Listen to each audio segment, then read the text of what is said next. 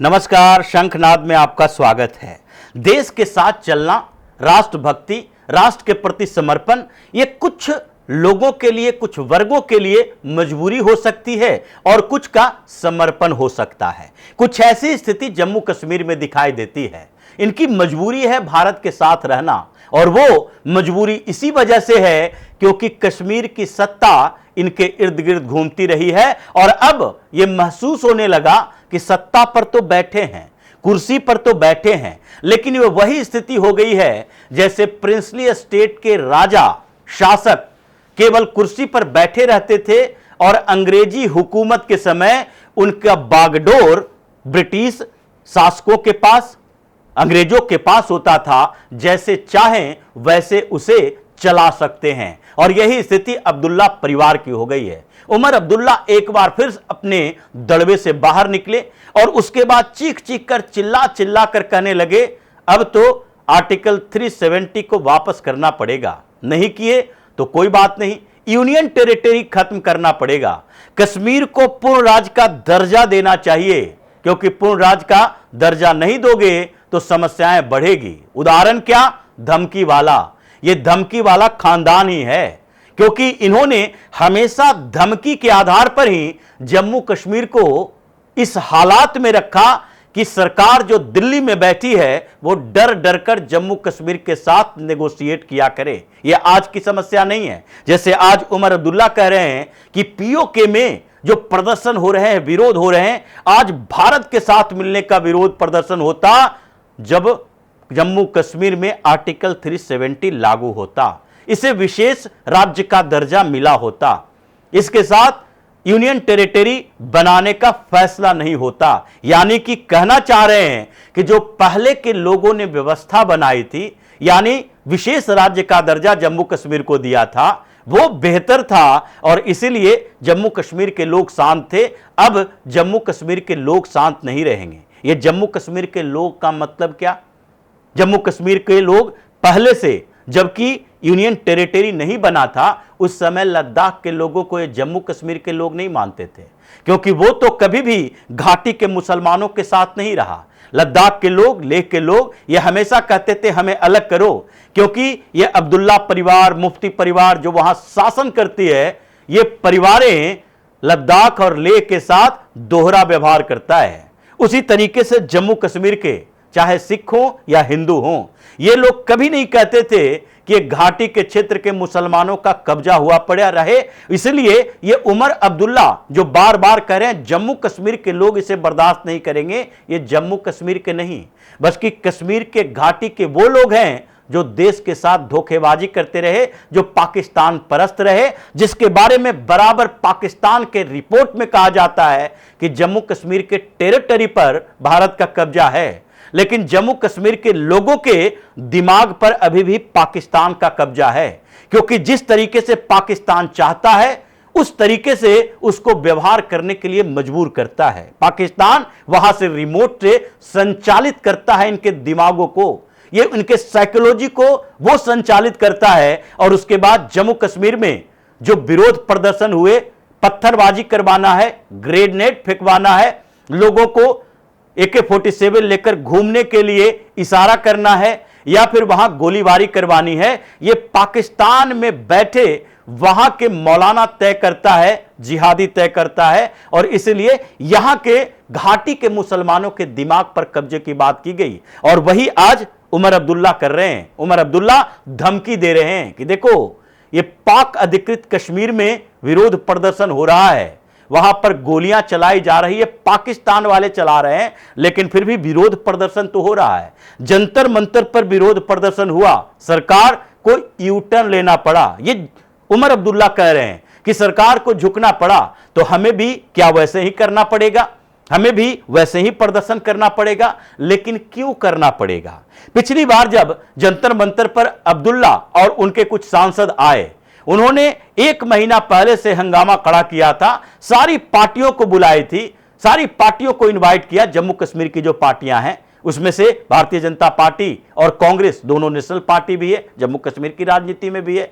इन सारी पार्टियों को बुलाया, चाहे सज्जाद लोन की पार्टी हो या महबूबा मुफ्ती की पार्टी हो, सबको इनवाइट किया कि नहीं, ये पूर्ण राज्य के दर्जे की मांग को लेकर हमें दिल्ली में प्रदर्शन करना पड़ेगा। लेकिन हुआ क्या, सबसे पहले कुछ पार्टियों ने बायकॉट किया, उसके बाद कुछ पार्टियों ने इसका विरोध किया और कुछ पार्टियों ने सीधे कहा यह मुद्दे को डाइवर्ट करने का अब्दुल्ला परिवार का तरीका है। फारूक अब्दुल्ला पहले दिल्ली आया, विपक्ष से सेटिंग करने की कोशिश की, लेकिन विपक्ष में बैठी पार्टियां जो मुसलमानों की राजनीति तो करती है, लेकिन जम्मू कश्मीर के मुसलमानों की राजनीति करने से कतराती है, क्योंकि जम्मू कश्मीर का जैसे ही मसला आएगा पूरे देश का सेंटीमेंट इन लोगों के खिलाफ होगा, क्योंकि जम्मू कश्मीर का मसला पाकिस्तान से जुड़ा है और वहां के अगर उस राजनीति में इंटरफेयर करते हो तो इसका मतलब पाकिस्तान परस्ती का आपके ऊपर ठप्पा लगेगा। डर इन लोगों के पास थी, इसलिए विपक्ष की पार्टियों ने साथ नहीं दिया। ऑटो से घूमते हुए अपने 3 सांसदों, कुछ विधायकों के साथ उमर अब्दुल्ला भटके और एक दिन के अंदर कश्मीर भाग गए, क्योंकि इनको लगा कि अगर ज्यादा दिन तक रहेंगे ये पत्थरबाजों का गैंग, यहां जो पत्थरबाजी हो रही है दिल्ली के अंदर, उसमें हमारे आपस में भी हमारे ऊपर आरोप लगेगा और हमारे ऊपर अंकुश कसा जाएगा। इसलिए परेशानियां बढ़ रही थी और ये धीरे धीरे प्लानिंग बना रहे थे, क्योंकि इनके ये धमकी देने का जो उमर अब्दुल्ला ने शुरुआत की, ऐसा नहीं है कि उमर अब्दुल्ला के पिता फारूक अब्दुल्ला नहीं दिया करते थे, वो भी पाकिस्तान के मुद्दे पर ऐसे ही अभी तक यू टर्न लेते हैं। कुछ दिन पहले ही उन्होंने बोला था पाकिस्तान के साथ भी नेगोशिएशन करना चाहिए। उससे पहले कई बार उन्होंने इसका जिक्र किया कि नहीं नहीं, कश्मीर के मुद्दे पर पाकिस्तान को बीच में रखना जरूरी है। कश्मीर का मुद्दा क्या पाकिस्तान का मुद्दा है? यह भारत का इंटरनल पार्ट है और इंटीग्रेटेड पार्ट होने के कारण भारत इस समस्या का समाधान करेगा।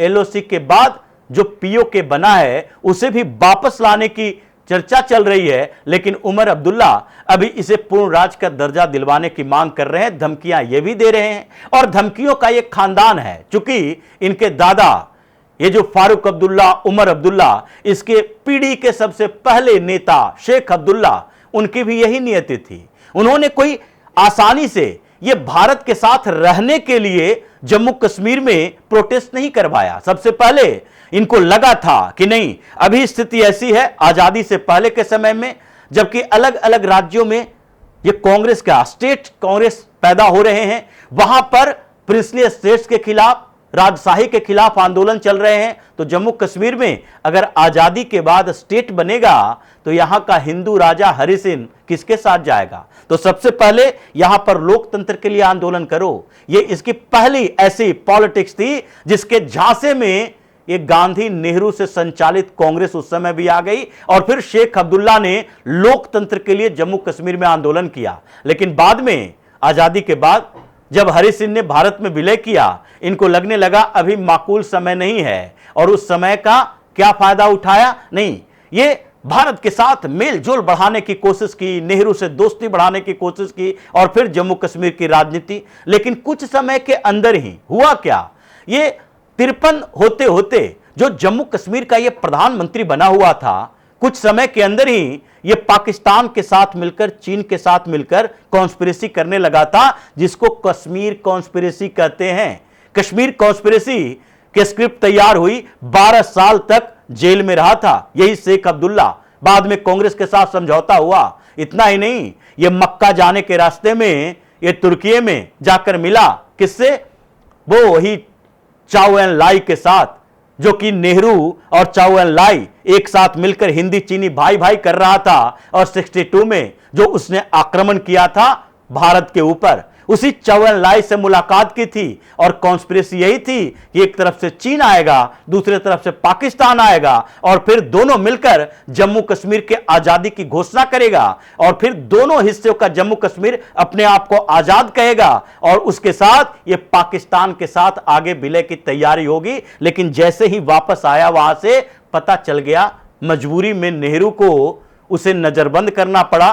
तमिलनाडु में जाकर 2 साल नजरबंद रहा था। ये जम्मू कश्मीर नहीं जा सकता था। वही परिवार है आज तक। उसने कंस्पिरेसी की, भारत को पाकिस्तान की तरफ मोड़ने की। घाटी के क्षेत्र में यही फारूक अब्दुल्ला के समय में, जिस समय हिंदुओं का वहां हत्या हो रही थी, भगाया जा रहा था, पलायन हो रहा था, यही फारूक अब्दुल्ला वहां का मुख्यमंत्री, वो जो लंदन में जाकर अय्याशी कर रहा था। और उस समय आर्मी के इंटरफेरेंस, पैरामिलिट्री के इंटरफेरेंस, इन सब के इंटरफेरेंस को रोक कर रखा, हिंदुओं को वहां से भागना पड़ा। और अब उमर अब्दुल्ला यही बात के लिए पछता रहा है कि वहां एडमिनिस्ट्रेशन हमारे पास नहीं, क्योंकि यूनियन टेरिटरी और पूर्ण राज के दर्जा, ये दोनों के बीच दो ही अंतर है। वहां पर एडमिनिस्ट्रेशन अभी उमर अब्दुल्ला के पास नहीं, वहां पर पुलिस अभी उमर अब्दुल्ला के पास नहीं, वहां के विकास की परियोजनाओं के लिए केंद्र सरकार स्पेशल पैकेज दे रही है। जम्मू कश्मीर के वास्तविक विकास को चाहने वाले लोग अभी कह रहे हैं, इंडियन टेरिटरी में जम्मू कश्मीर का जो विकास इतने सालों में हुआ 2019 के बाद, वो पिछले 40 सालों में नहीं हुआ था। लेकिन उन लोगों को यह फर्क नहीं पड़ता कि आज ये रोशनी लैंड घोटाला तो नहीं हो रहा, बीसीसीआई के ये घोटाला क्रिकेट परिषद में तो नहीं हो रहा है, जिसके लिए अभी जेल का दरवाजा खुलकर बंद हो रहा है इन लोगों के लिए। फारूक अब्दुल्ला उसमें फंसा हुआ है। लेकिन इसने जिस तरीके से धमकी दी है, अब वो धमकी, चैलेंज को स्वीकार करना लगभग केंद्र के लिए जरूरी हो गया है। इसलिए अमित शाह इसकी तैयारी कर रहे हैं कि बस कुछ समय का इंतजार करो, अब जो बचा खुचा है, क्योंकि अभी उमर अब्दुल्ला मुख्यमंत्री तो हैं लेकिन डर के साए में हैं। मुख्यमंत्री होने के बावजूद भी अभी भी उनकी पार्टी सही दिशा में नहीं चल रही। उनका सांसद रहतुल्ला वही विद्रोही बना हुआ है, कुछ विधायक भी विद्रोही बने हैं। और साथ ही जो 5 नॉमिनेटेड विधायकों की बात है, अभी जम्मू कश्मीर के हाई कोर्ट में मामला चल रहा है। इन लोगों को डर यही है, क्योंकि हाई कोर्ट में उमर अब्दुल्ला ने यही बात कही थी कि स्टेबल गवर्नमेंट नहीं रहेगी अगर 5 नॉमिनेटेड विधायक किसी एक पार्टी के चुन लिए गए, क्योंकि लेफ्टिनेंट गवर्नर इसको चुनेंगे। अब ऐसी स्थिति में अब बदले की कार्रवाई शुरू होगी, क्योंकि जिस तरीके से राहुल गांधी ये लक्ष्मण रेखा क्रॉस कर रहे हैं, अब उमर अब्दुल्ला भी उसी लक्ष्मण रेखा को क्रॉस कर दिया है। इसलिए ये पूरे अब्दुल्ला परिवार के खिलाफ एक्शन की तैयारी भी चल रही है। और साथ ही उमर अब्दुल्ला जिस तरीके की धमकी दिया है, उस चैलेंज को स्वीकार किया गया।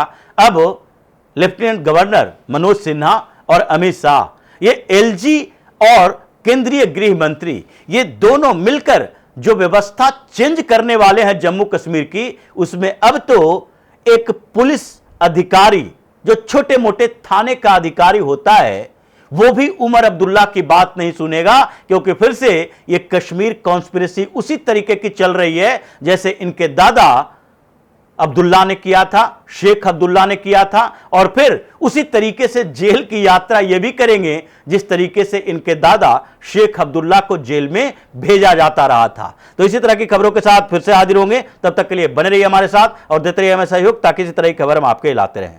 धन्यवाद।